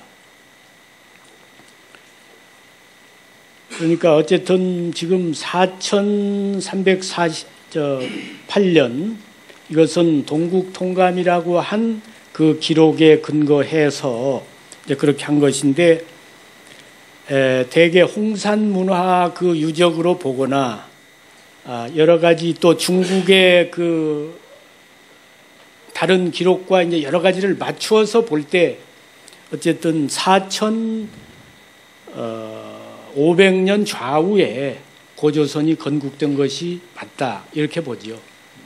그러니까 어쨌든 치우 시대가 지금으로부터 4600년 전이다. 그러면 그 시기가 4600년, 500년, 400년, 그 다음에 4300년이니까 치우 시대를 지나서 건국된 게 고조선입니다. 그러니까 어쨌든 4300년에서 500년 사이에 고조선이 건국된 것은 확실하다. 고고 유물이나 문헌이나 우리 측 삼국사기, 삼국유사 기록이나 중국 사마천 사기나 이런 기록과 종합해 볼 때 고조선의 건국 연대는 4500년 좌우가 된다. 이렇게 볼 수 있겠습니다. 예, 다음 질문 있으신 분 손 들어주시기 바랍니다. 예, 맨 앞에 계신 선생님이.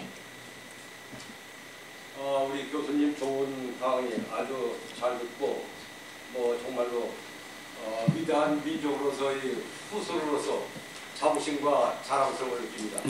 한 가지만 여쭤보겠습니다. 어디서 보니까 서북 쪽에 우리 장수왕릉과 비슷한 그 형태와 모양을 갖고 있는 적석청 피라미드가 수십 개가 있는데 60년도에 중국에서 중국 당국이 발굴을 해보니까 거기서 동이 그 유물들이 많이 나오고 또 이게 탄소 연대 측정법으로 해보니까 그 일대에 나라를 세웠던 진나라보다도 한 2~3천 년 전 것이다. 이래서 그때부터 중국 당국이 그 발굴을 못하게 하고 외부의 수입을 금지시켰다는 그런 말이 있습니다. 그래서 우리 고대선을 연구하는 우리 사람들은 이게 아마도 우리 고조선의 배달민족의 유물이 아니냐 그렇게 생각하고 있는데 우리 교수님 생각은 어떠신지 또 그런 사실이 있는지 그것도 알고 있습니다. 그런데 이제 제가 볼 때는 우리 민족을 말하면 지금은 보통 한민족이라고 그럽니다만 우리 민족에 대한 제대로 된 명칭은 예맥족, 맥족입니다. 맥족. 그러니까 한자로 쓰면 맥이고 우리말로 하면 박입니다. 이제 맥자는 그 짐승변을 갖다가 백자 옆에 붙여서 맥이 됐고 그걸 붙이기 전에는 본래는 백이거든요. 그러니까 우리 박족을 이제 나중에 맥족으로 한 거거든요. 그러니까 이 우리 민족을 종족으로 말하면 맥족, 예맥족이고 문화로 말하면 동이족인 겁니다. 그러니까 동이라고 하는 것은 문화를 같이 하는 그 민족을 통칭해서 동이족 그러는 겁니다. 그리고 그 혈통을 같이 하는 그 민족을 가리켜서 맥족 그러는 거예요. 그런데 이 맥족이 고대로 올라가면 그러니까 치우도 맥족입니다. 치우가 바로 맥족의 영웅입니다. 중국의 이 13경 중에 하나가 주례입니다. 주례라는 책에 서주시대에 맥제를 지낸 기록이 주례에 나와요. 주례, 주나라의 예를 기록한 거기 때문에 책 이름이 주례입니다. 예에 대한 기록은 세 가지 경이 있어요. 주례, 의례, 예기. 이 주례라는 책이 서주시대에 나왔기 때문에 주례라 해요. 13경 중에 하나입니다.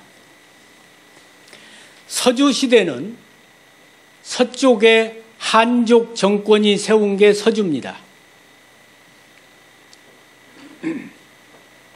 그런데 그때 당시에 사냥을 했습니다. 사냥을 춘하추동이 1년에 4차례 대대적으로 했는데 그 군사훈련을 겸했습니다. 옛날에는 사냥이 짐승만 잡는 게 아니고 군사훈련을 그때 하는 겁니다.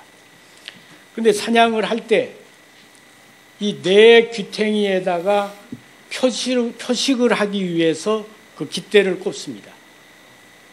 그리고 그 깃대를 꼽은 자리에다가 이 군신, 최초로 병기를 만든 군신에게 제사를 지냈습니다. 그 제사 이름을 맥제라 그랬어. 예맥이라고 한 그 맥제. 그 제사를 지내면 그 제사를 지내는 그 대상이 있을 거 아닙니까? 그 누구에게 제사를 지냈느냐? 치우에게 지냈다. 줄에 나옵니다, 그게. 그러면 그 주나라는 한족 정권인데 그 한족들이 왜 자기들 조상에게 제사를 안 지내고 치우에게 제사를 지내고 그 제사 이름을 맥제, 예맥, 맥제라고 했느냐 이 말이야. 그 맥제가 예맥, 맥자야. 그러니까 뒤에 내려오면서 치우를 악마니 뭐니 해서 우리나라가 형편없이 압록강 이남으로 쪼그라드니까 우리를 얕잡아 봐가지고 그런 거지, 위로 올라가면 말이지 치우를 한족과 동이족 관계없이 다 영웅으로 모신 거란 말이야. 사냥하면서 제사를 군신에게 지내는데 치우에게 지냈단 말이야.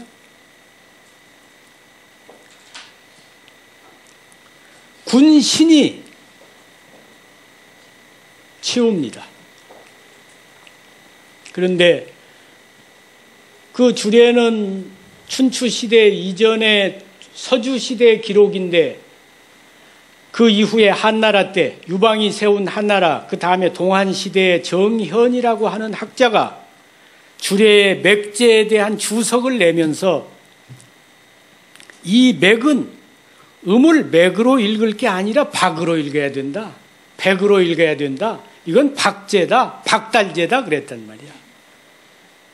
그러니까 맥은 바로 박이고 맥족은 박족이고 그게 아주 거기에 명명백백하게 문헌으로 증명이 된 겁니다.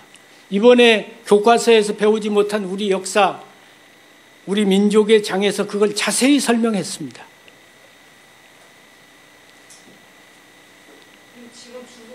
그러니까 아니 제 말이 아직 끝나지 않았으니까 그 맥족이 동북에만 있었던 게 아니고 상고시대에는 이 구이가 있어가지고 서북쪽에 견이가 바로 그 세력입니다. 견이. 그러니까 진시황도 이 맥족이 가서 이제 물론 거기서 오래 살았으니까 그쪽에서 오래, 지금 LA를 우리가 미국으로 알지만 원래 멕시코 땅 아닙니까? 미국 LA의 역사를 올라가면 멕시코가 나오는 거 아니야? 네. 이제 요새는 멕시코가 맥족이 가서 세워서 맥이곳이라고 그게 맞는 얘기입니다. 틀린 얘기가 아니에요. 어쨌든 맥이 바다를 건너서 멕시코까지도 갔다고 하는데 그 전에는 섬서성, 이 진나라 진시황이 세운 그 지역까지도 갔단 말이야. 그게 바로 박달족이라 이 말이죠. 그러니까 그 박달족이 가서 남긴 유적들이 얼마든지 있는 거죠. 그렇기 때문에 그 유적이 박달족이 남긴 유적이다. 그것은 확실합니다. 단 그것이 광개토왕의 유적인지 장수왕의 유적인지 그것은 고증을 더 거쳐야 이야기를 할 수가 있는 거죠. 예. 다음 분 질문하십시오. 예, 다음 질문 흔들어 주세요. 예.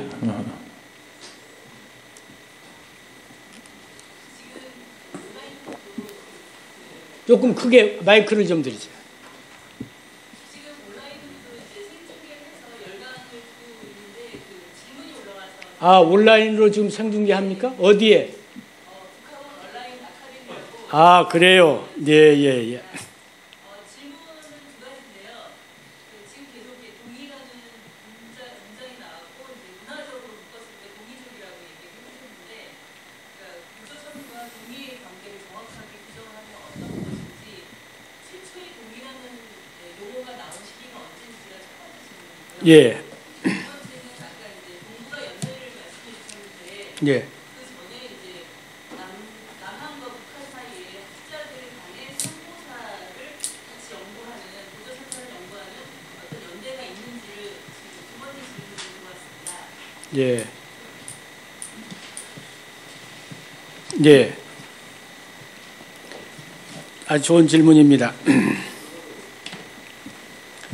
최초의 동의가 있으면 당연히 최초의 동의가 있었겠죠. 그렇죠? 네. 보통 이제 동의 그러면 구의가 있었다 이렇게 이야기합니다. 명나라 때 오명제라고 한 사람이 쓴 조선 세기에 보면 조선은 구의군지라, 단군조선은 구의들이 모여서 임금으로 추대한 게 단군조선이다. 이런 기록이 조선 세기에 나와요. 그러면 동의가 9개 이족으로 나누어지기 전에 최초의 동의는 누구냐? 조이가 최초의 동의입니다. 세조자 이라는 이자. 조이, 세조, 조이. 근데 그거를 지금 우리가 오랑캐이 그럽니다만 옥편에서 그것부터 지워야 됩니다. 뿌리예요, 원래 뿌리. 그러니까 조이, 세조, 뿌리. 동아시아 역사 문화를 만든 그 민족이 동이이기 때문에 그게 뿌리 이자입니다. 그런데 나중에 중국 한족들이 중원을 지배하면서 그걸 오랑캐로 만들어 놓은 거죠. 그러니까 우리가 우리를 오랑캐라 하면 되겠습니까? 그리고 치우라는 말도 치자는 게 어리석을 치자 아닙니까? 그 고대 황제들은 전부 요, 순, 우, 탕 이게 한자 이름 아닙니까? 그러니까 우자는 이게 아주 위대한 영웅적인 인물을 말할 때 우라고 하는 겁니다. 그러니까 그분은 우제예요, 말하자면. 우황제란 말이지. 근데 치자를 중국 놈들이 미우니까 갖다가 치우라고 한 거예요. 그럼 우리는 치자를 빼고 불러야지. 그렇잖아요. 그러니까 앞으로는 치우 그러지 말고 우제 그러든지, 제우 그러든지, 요순 할 때에는 제요, 제순 그러잖아요. 요제, 순제 그러든지, 제요, 제순 그러든지. 그러니까 우리도 치우에게 황제라는 제자를 붙여서 치자 빼고 최초의 동의가 조이라고 하는 것을 뭘 가지고 증명을 하느냐? 동아시아의 인류 문명의 시조가 복희입니다. 한족이 시조로 말하는 황제는 아까도 이야기했지만 한족들이 4,600년 전의 인물로 보고 있어요. 그런데 한족들이 복희는 4,600년 전, 800년 전에 존재했던 인물로 기록하고 있습니다. 현재 중국 인터넷이나 이런 데서도 다 그렇게 나와 있어요. 복희는 지금으로부터 4,800년 전의 인물이다 이렇게. 그 다음에 복희, 소호. 그런데 복희, 소호 이분들이 전부 조이입니다. 복희는 중국의 시조 황제는 희성입니다. 이 계집 희자, 계집여변에 신하신 한 거. 근데 진시황이 한족이 아닌 거는 진시황의 성은 영이거든요. 넉넉할 영자.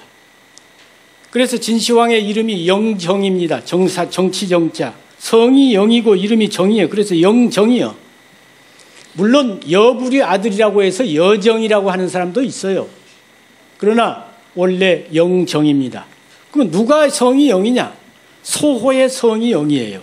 복호의, 복희의 다음 후계자인 소호의. 그래서 진시황이 한족이 아니라 이쪽 맥족이 가서 된 겁니다. 조이, 복희의 성이 풍으로 되어 있습니다. 풍성입니다. 그런데 갑골문에 보면 새봉자하고 바람풍자를 통용했습니다. 그러니까 풍은 봉을 말하는 거야. 복희의 성이 봉이었다 이 말이야. 봉황새였다 이 말이지. 그리고 이 중국의 고고 유물을 발굴하는 데에도 저쪽 황하문명 쪽에서 나오는 봉황은 연대가 아주 낮고 최초의 중원 제1봉은 홍산문화 지역에서 나왔잖아요. 지금으로부터 4,000년 전의 용은 5,000년, 6,000년, 7,000년, 8,000년 전의 용은 홍산문화 지역에서 나옵니다.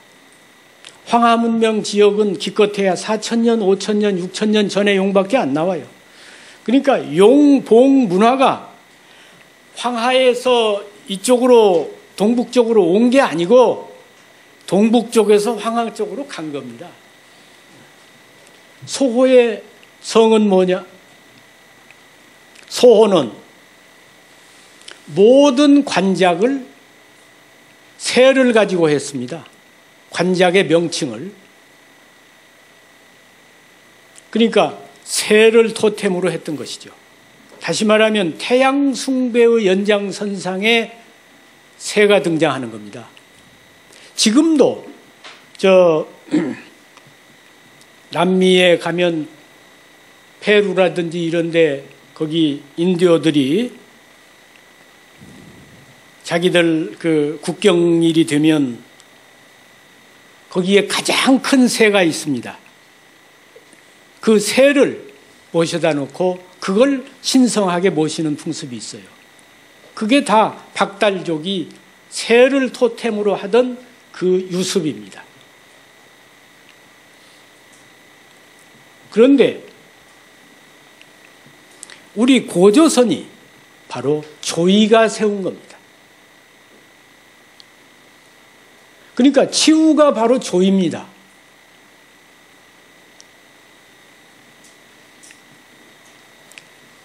그러니까 삼국유사에 뭐 웅녀 어쩌고 해가지고 우리가 곰 토템이다.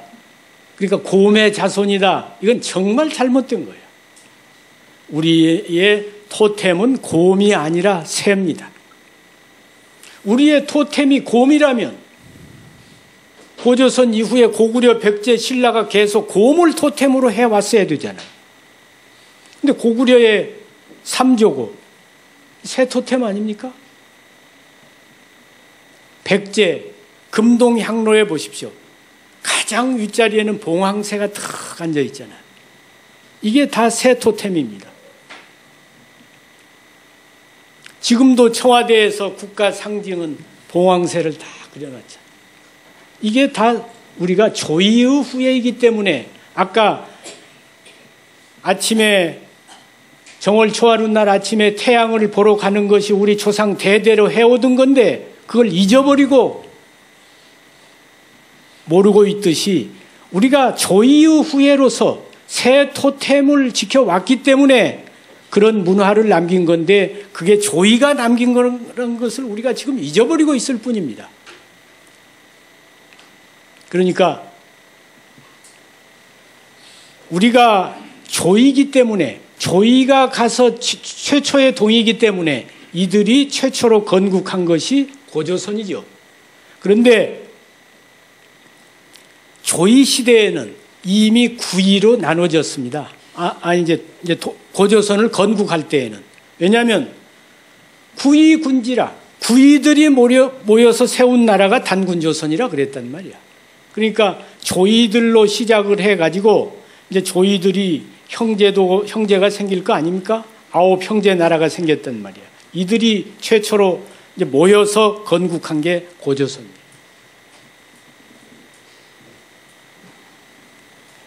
그러니까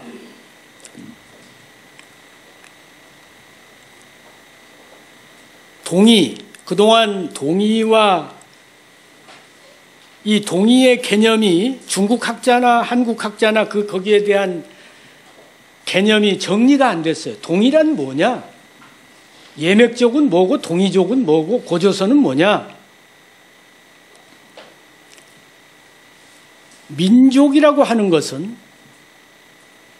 한 종족이 여러 민족으로 갈라질 수 있는 겁니다. 아까 맥족이 갈라져서 9개 민족으로 갈라질 수 있는 거야. 맥족이라고 한 예맥이라고 한 이 종족이 갈라져서 민족으로 되는 거라. 여러 민족으로. 중국에는 56개 민족이 지금 살고 있잖아요. 그런데 이제 여러 민족들 가운데 그 문화를 같이 하는 것을 문화적으로 말할 때 동이라 그런단 말이에요. 같은 맥족이, 그러니까 맥족은 그들의 어떤 토템과 그 혈통을 중심으로 말하면 맥족 박달족이고, 그들의 문화를 중심으로 말할 때 동이라 그런다 이 말이지. 그러니까 이 말은 어떻게 보면 한 실체에 대한 다른 표현이라고 그렇게 보면 됩니다. 그리고 이 동이가 나중에는 뭐 흉노, 말갈, 거란, 여진 이게 다 동이에서 갈라져 나온 가지들인데 그 뿌리가 조이고, 그러니까 우리 고조선이 뿌리입니다. 우리가 세운 첫 국가가 고조선입니다.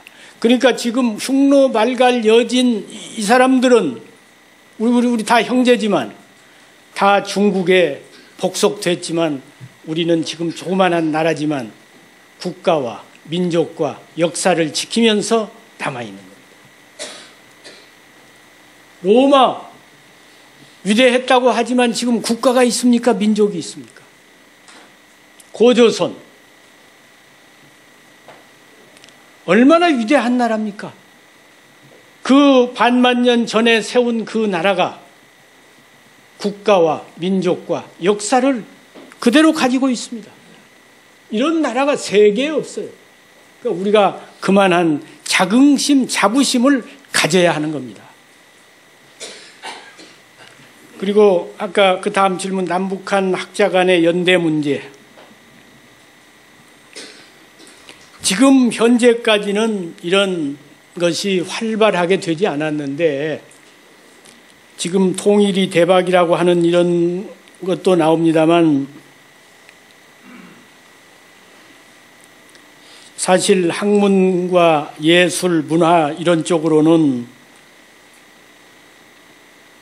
이쪽으로 먼저 돼야 되고 이런 것이 앞으로 제대로 되면 아마 엄청난 그런 그 효과가 있게 될 것으로 보고 정부 당국에서도 이런 남북한 학자 간의 연대가 활발하게 이루어져서 남한의 연구를 북한 학계가 공유하고 또 북한의 연구를 남한 학계가 공유하는, 그래서 이 한국의 역사 문화가 이제 세계로 나아가는 그런 시간이, 그런 시대가 빨리 오기를 바라겠습니다.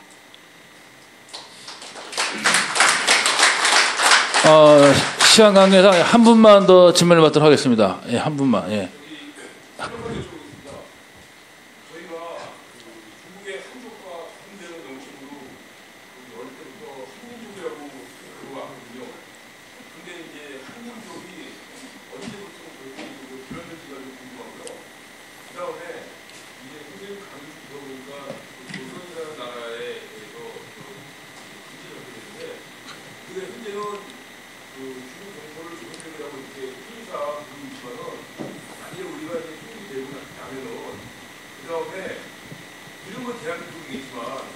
누가 역사를 따져서 우리는 조선족이라고 부른다며 그래서 타락 함지에 대해서. 예, 알겠습니다.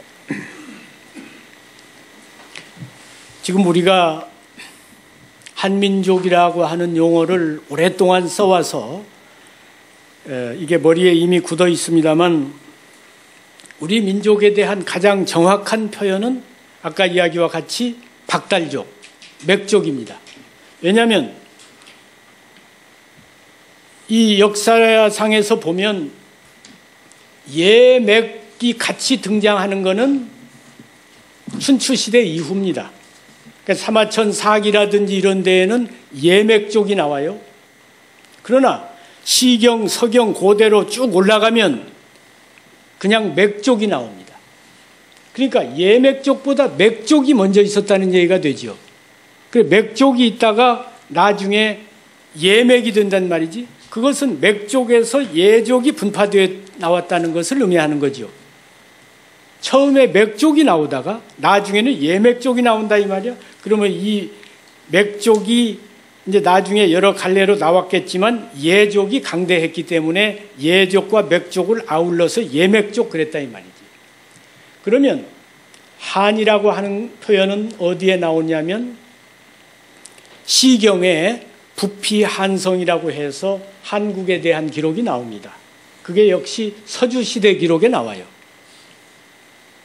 그러니까 한국의 역사가 아주 서주시대까지 올라가는 거예요. 춘추시대 이전에. 물론 고조선보다는 그 후기지만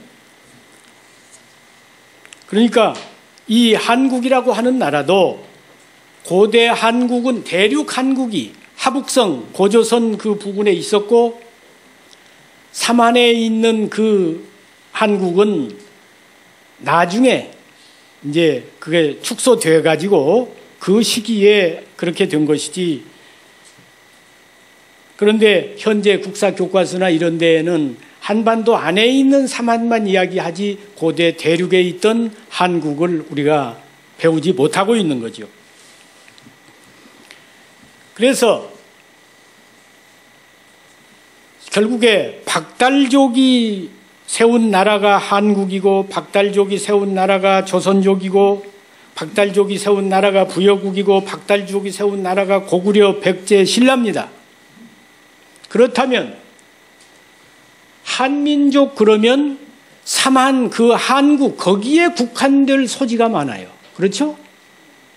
우리가 그 이전에 고조선도 있고 그런데 한민족 그러면 좁혀진다 이거야. 또 예맥한이 있는데 맥족에서 예족으로 예족에서 한족으로 이렇게 나왔는데 뿌리가 맥족인데 중간부터 이야기한단 말이지. 그러니까 우리 민족을 지칭하는 가장 정확한 이름은 맥족, 박달족입니다. 그렇기 때문에 우리가 앞으로 남북한이 통일된 뒤에 중국에 있는 조선족은 당연히 조선족이 아니고 박달족, 남한에 있는 민족도 박달족, 북한에 있는 민족도 박달족.